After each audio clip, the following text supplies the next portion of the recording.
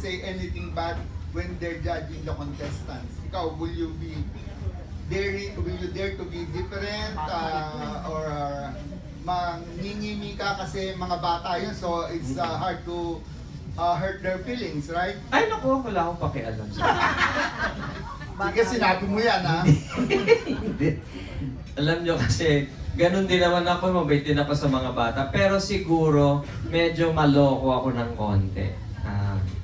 Ay, ganun naman din ako as a person. No? So I'll probably be the most, ma-joke ako sa kanila or i-humor ko sila pero hindi nila naiintindihan siguro na meron na akong ini-impart sa kanila. Mahirap kasi sa bata Yun na nga, di ba? pagka sinasabihan mo, di ba? Hindi talaga makikinig yun eh. Kaya lang, pag dinadaan mo sa, I guess, sa humor or mahuli mo yung kiliti nila, yun. Kasi di ba, ang mahalaga dito, meron kaming ma-impart sa mga batang yan, di ba? Hindi naman basta-basta lang magko-comment, di ba? So, sabihan mo din yung mga magulang.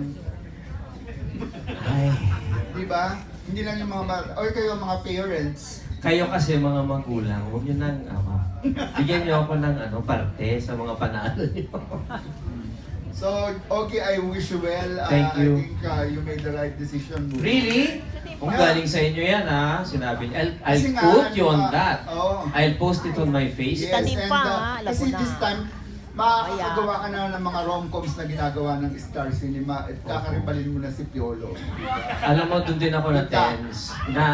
Naawa din ako sa mga poging artista dito. Di ba? Ano Oh. nga? Parang, I'm sure ay, na-threaten sila. naramdaman ko naman. Pero, syempre, they gave me the warm welcome. Pero, Kunyari lang yun. ako nga nakita ko si Lloyd, iniyakap niya ako, welcome bro, sabi niya. Wow. Pero parang, hindi talaga totoo. Joke lang. Ikaw na lang. Joke lang. Na nga. Thank you, Kuya Mario. We have a question from the editor of The Manila Times, the lovely Tessa Mauricio.